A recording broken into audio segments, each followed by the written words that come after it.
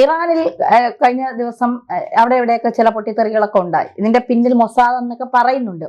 അതായത് ഇപ്പോ ബലൂജികൾ പാകിസ്ഥാനിൽ സമാധാനം കൊടുക്കുന്നില്ല, അതുപോലെ തന്നെ ഇറാനും അമേരിക്കയും തമ്മിൽ യുദ്ധം ഉണ്ടാകുമോ എന്നൊക്കെയുള്ള ചില ആശങ്കകൾ നിലനിൽക്കുന്നു.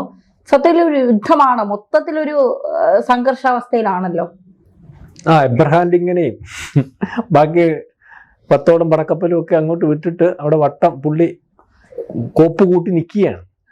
അപ്പം ഇറാൻ അവരുടെ പടക്കപ്പലും ഒക്കെ ഇട്ട് അല്ലെങ്കിൽ വാന നിരീക്ഷണമൊക്കെ നടത്തി ഡ്രോണുകൾ ഉപയോഗിച്ച് ഇപ്പൊ ഇന്നലെ എനിക്ക് തോന്നുന്നു തുടങ്ങിയിട്ടുണ്ട് ഹോർമുസ് കടലിടുക്കിൽ അവരുടെ സൈനിക അഭ്യാസം തുടങ്ങിയാൽ പണി തരുമെന്ന് അമേരിക്ക പറഞ്ഞിട്ടുണ്ട്.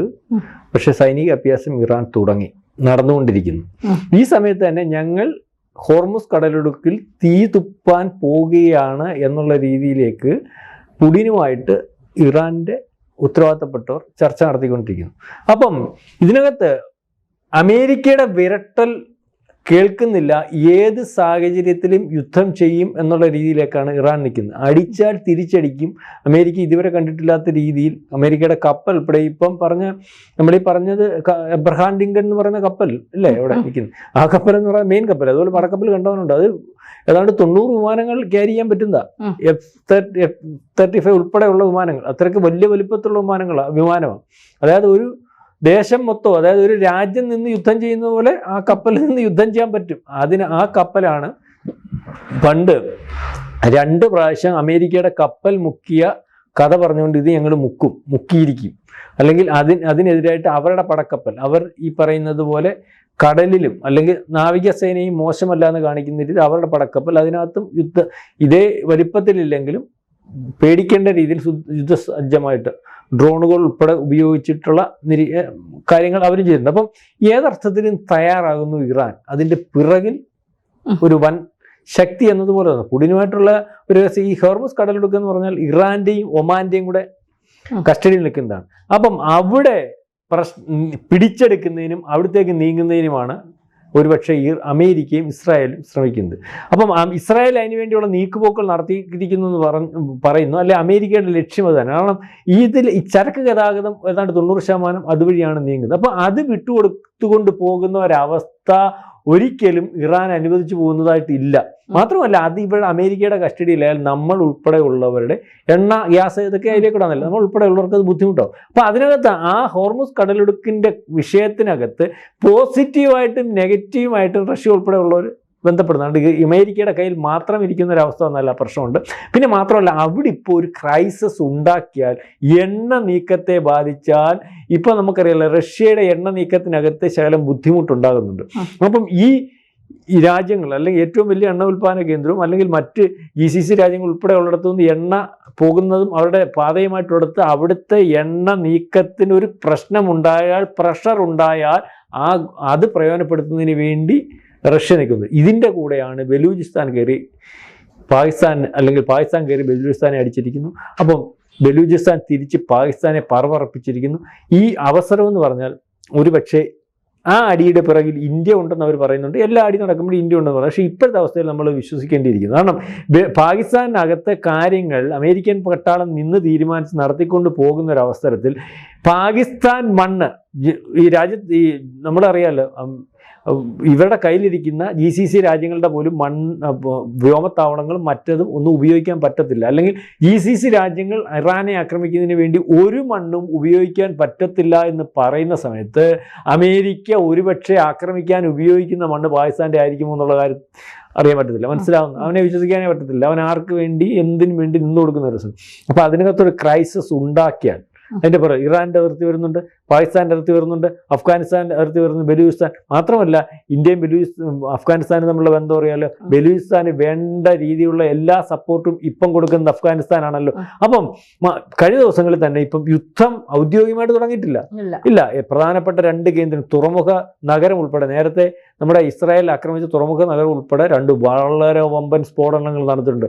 ആദ്യം ധന്യ പറഞ്ഞില്ലയോ, ഇസ്രായേലാണ് അതിൻ്റെ പിന്നിലെന്ന് പറയും. ഇസ്രായേൽ വളരെ കൃത്യമായിട്ട് പറഞ്ഞിട്ടുണ്ട്, ഞങ്ങളല്ല എന്നുള്ള രീതി പറഞ്ഞിട്ടുണ്ട്. അതായത് ഒരു പക്ഷേ അതിനകത്ത് പണ്ട് നമുക്ക് ഓർമ്മയുള്ളതുപോലെ അവിടെ കയറി ഇരുന്ന് ഡ്രോണ് വിട്ടിട്ടുള്ള ഇസ്രായേലിന് അതിനകത്ത് പൊട്ടിത്തെറികൾ നടത്തുന്നതിന് വേണ്ടി, മനസ്സിലാവുന്നുണ്ടോ, സാധ്യമാകുന്ന ഒരവസ്ഥയുണ്ട്. അതിനകത്ത് അവരുടെ രഹസ്യാന്വേഷണ മൊസാദ് ഉൾപ്പെടെയുള്ള 12ഓളം രഹസ്യാന്വേഷണ ഏജൻസികൾ അതിനകത്ത് ഇറങ്ങി പ്രവർത്തിക്കുന്നുണ്ട്. ഈ പറയുന്നത് പോലെ ഇറാനുമായിട്ട് അമേരിക്ക വെച്ചിരിക്കുന്ന കരാറുകൾ ഒന്നും അംഗീകരിക്കുന്ന വിഷയമില്ല. അമേരിക്ക കരാർ ന്യായമായിട്ട് നോക്കുമ്പോൾ ഒന്നും പറയാൻ പറ്റില്ല. ഈ പറയുന്ന നമ്മൾ പറയത്തില്ലേ, ആണവ കേന്ദ്രങ്ങൾ പറ്റില്ല, അവർ ഞങ്ങൾ ആണവായുധം ഉണ്ടാക്കുന്നില്ല, അതിന് നിങ്ങൾക്ക് തെളിവ് തരാം, ആണവ ഊർജ്ജത്തിന് വേണ്ടിയുള്ള കാര്യം അത് നടക്കത്തില്ലെന്ന് അമേരിക്കയ്ക്ക് എന്ത് തീരുമാനിക്കാൻ കാര്യം യഥാർത്ഥത്തിൽ പറഞ്ഞു പുള്ളി പറയുമ്പോൾ ഇന്ത്യ ഇപ്പോൾ ഇറാൻ്റെ ഭാഗമായിട്ട് അല്ലെങ്കിൽ ആ രീതിയിലൊക്കെ ആണ് നിൽക്കുന്നത്. മാത്രമല്ല അവിടെ ഇന്ന കാര്യങ്ങളെ നടത്താൻ പറ്റത്തുള്ളൂ. അവിടുത്തെ റെസ്യൂം ചേഞ്ചിന് വേണ്ടി ഇന്നയാൾ ഭരിക്കണം തീരുമാനിക്കാൻ അവർക്ക് എന്തോ അധികാരം?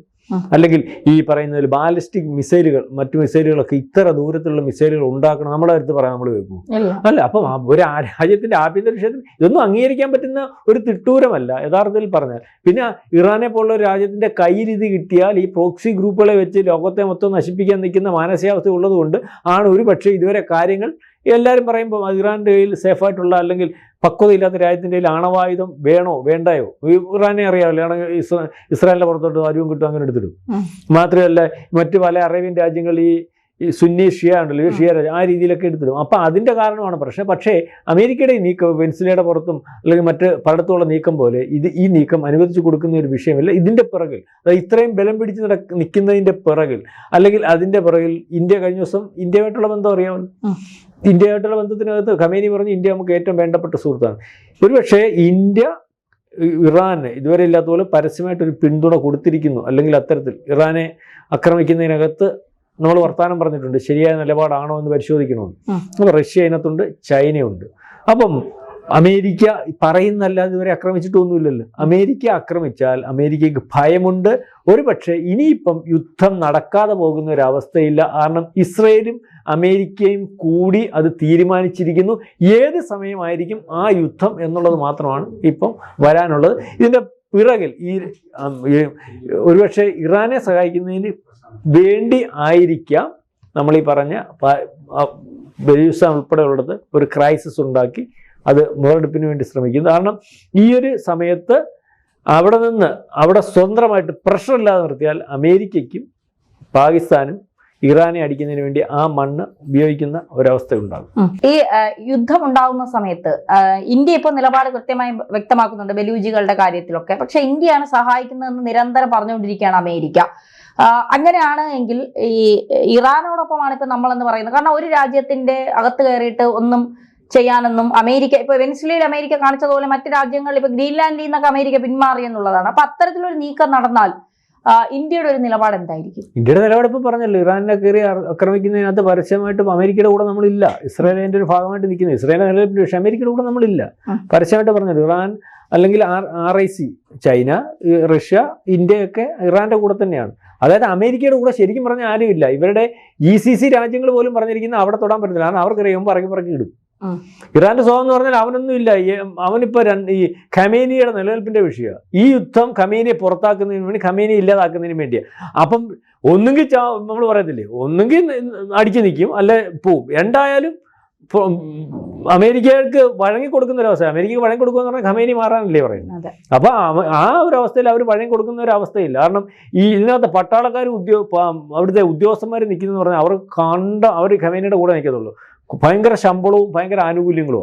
അപ്പൊ ഈ ഖമേനി മാറി ഇത് കിട്ടണമെന്നില്ലല്ലോ. അപ്പൊ അതുകൊണ്ട് ഈ ഉദ്യോഗസ്ഥ അട്ടിമറിക്കാൻ എല്ലാ രാജ്യങ്ങളും സാധിക്കുന്ന എങ്ങനെയാണെന്നറിയാം. ഉദ്യോഗസ്ഥന്മാരെയും പട്ടാളക്കാരെയും പ്രക്ഷോഭകാരികളുടെ ഭാഗമാകുമ്പോഴാണ് ഒരു രാജ്യം അട്ടിമറിക്കപ്പെടുന്നത്. ഇവിടെ അതിനുള്ള സാധ്യത വളരെ കുറവാണ്.